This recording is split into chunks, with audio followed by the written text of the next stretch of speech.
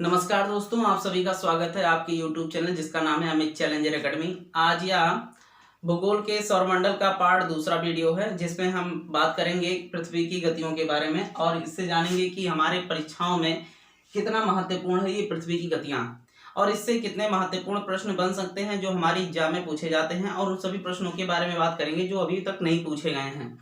तो चलिए शुरू करते हैं। पृथ्वी की गतियां, आखिर पृथ्वी की गतियां कितने प्रकार की होती हैं उन सभी को हम जानने का प्रयास करेंगे। तो हम जानते हैं कि पृथ्वी की गतियां दो प्रकार की होती हैं। पृथ्वी की गतियां कितनी प्रकार की होती हैं? दो प्रकार की होती हैं। पहला है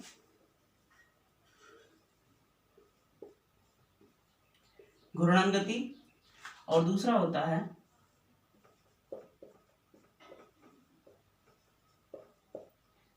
परिक्रमण गति।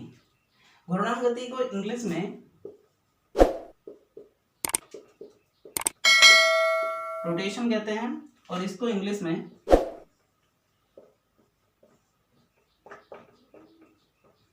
रिवोल्यूशन कहते हैं।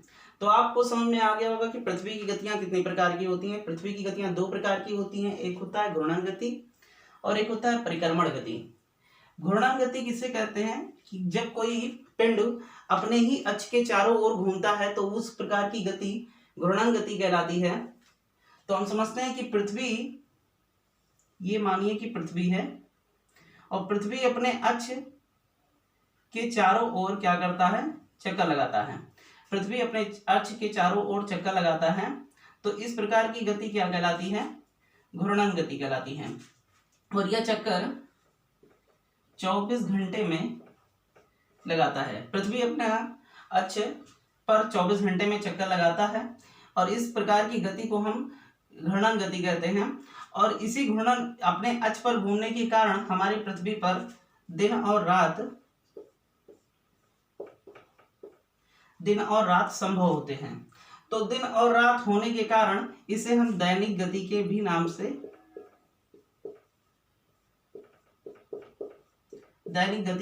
भी जानते हैं। तो पृथ्वी अपने अक्ष पर 24 घंटे में क्या करता है? घूमता है, जिसके कारण दिन और रात होता है। इसी कारण इसे हम दैनिक गति या घूर्णन गति के नाम से भी जानते हैं।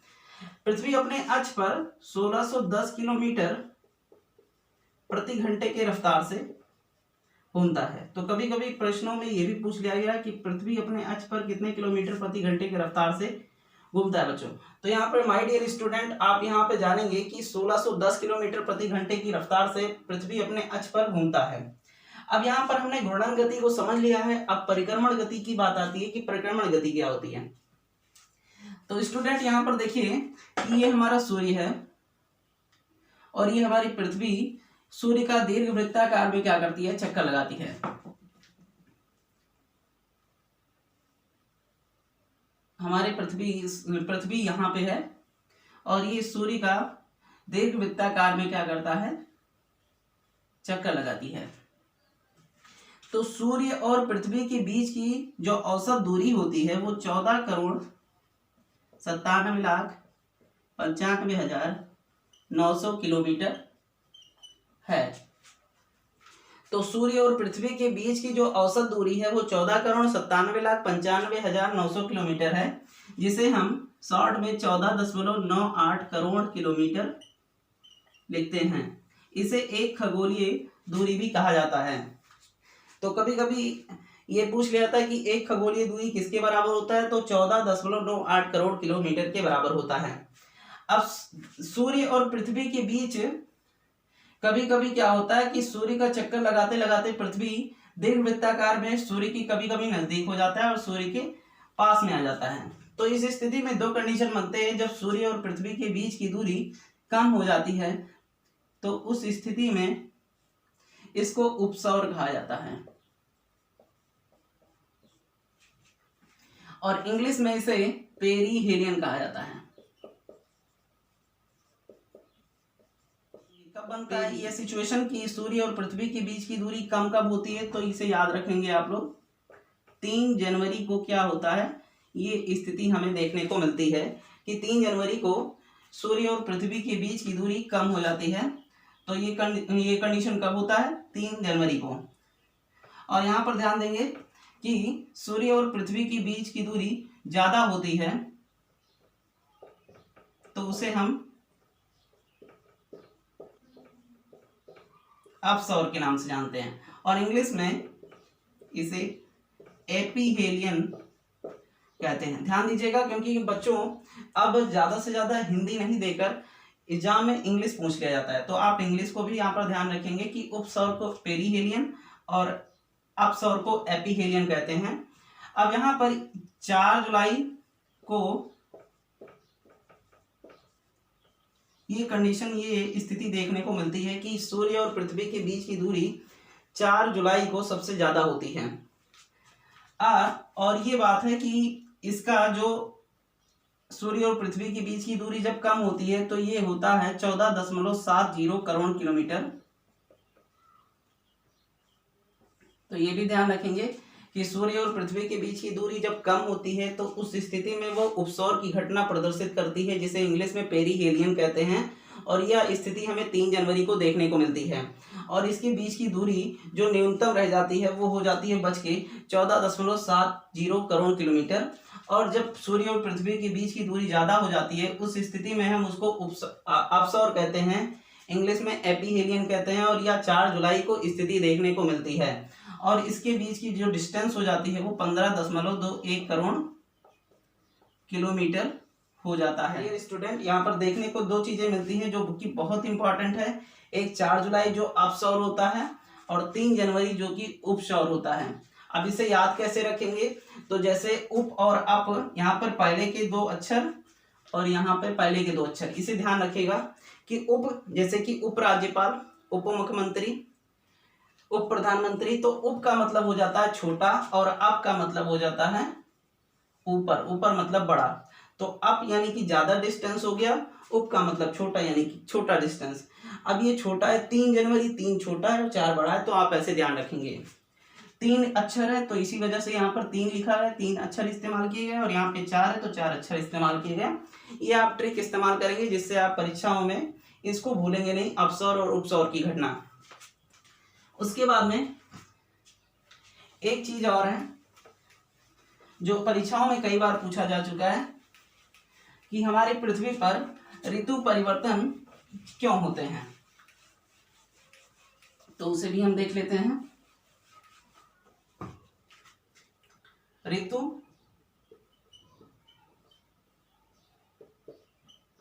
परिवर्तन, तो ऋतु, हमारे पृथ्वी पर ऋतु परिवर्तन के 2 मुख्य कारण हैं। पहला परिक्रमण और दूसरा है पृथ्वी का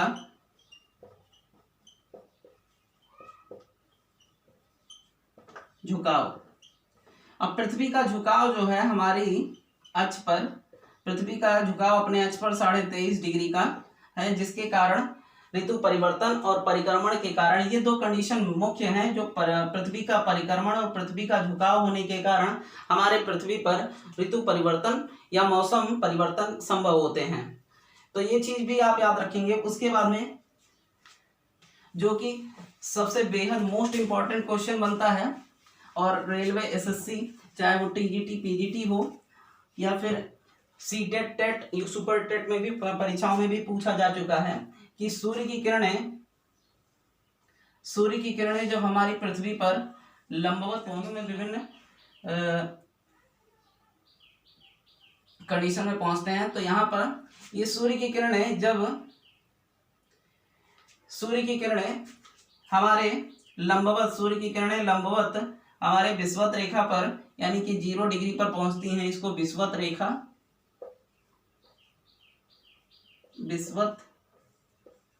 रेखा के नाम से जानते हैं।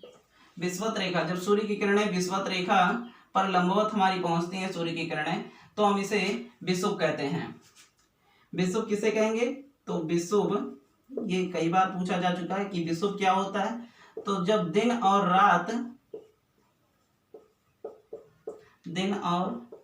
रात की अवधि बराबर होती है तो उस स्थिति में उसको हम विषुव कहते हैं। विषुव कब बनता है? जब सूर्य की किरणें लंबवत हमारे पृथ्वी पर विषुवत रेखा यानी कि 0 डिग्री पर पहुंचती है तो दिन और रात का जो अवधि है वो बराबर होता है। तो ये 2 दिन देखने को मिलता है, एक होता है 23 मार्च को और एक होता है 21 सितंबर को। तो ये 2 डेट आप याद रखेंगे, सितंबर। 21 मार्च को कभी कभी बच्चों को कंफ्यूज करने के लिए यहाँ पर ये कह देता है कि वसंत ऋतु या वसंत विषुव, वसंत विषुव के नाम से भी इसे जानते हैं और इसे हम शरद विषुव के नाम से भी नाम से जानते हैं। तो ध्यान दीजिएगा कि 21 सितंबर और 23 मार्च को क्या होता है, दिन और रात की अवधि बराबर होती है। जब सूर्य की किरणें लंबवत हमारे विषुवत रेखा पर पहुंचती हैं तो इस स्थिति में दिन और रात की अवधि क्या होती है, समान हो जाती है। इसको हम विषुव कहते हैं। और 23 मार्च और 21 सितंबर को यह कंडीशन या स्थिति देखने को मिलती है। 21 मार्च को हम बसंत विषुव के नाम से जानते हैं और 21 सितंबर को हम शरद विषुव के नाम से जानते हैं। उसके बाद में जब सूर्य की किरणें हमारे नॉर्थ साइड यानी कि उत्तरी ध्रुव पर पहुंचती हैं तो हम इसे कर्क संक्रांति के नाम से जानते हैं। इसे भी नोट कर लेंगे, कर्क संक्रांति के नाम से जानते हैं। या 21 जून को देखने को मिलता है। 21 जून को क्या होता है कि जब सूर्य की लंबवत किरणें हमारे उत्तरी ध्रुव पर पहुंचती हैं तो इस क्षेत्र में क्या हो जाता है, इस क्षेत्र में क्या होता है कि दिन बड़ा हो जाता है, दिन बड़ा और रात छोटी हो जाती है, रात छोटी होती है। अब जब सूर्य की किरणें लंबवत हमारे दक्षिणी ध्रुव पर पहुंचती हैं, दक्षिणी ध्रुव पर पहुंचती हैं यानी साउथ पोल पर, तो क्या होता है कि इसे हम मकर संक्रांति के नाम से जानते हैं, मकर संक्रांति के नाम से जानते हैं। और यह 22 दिसंबर को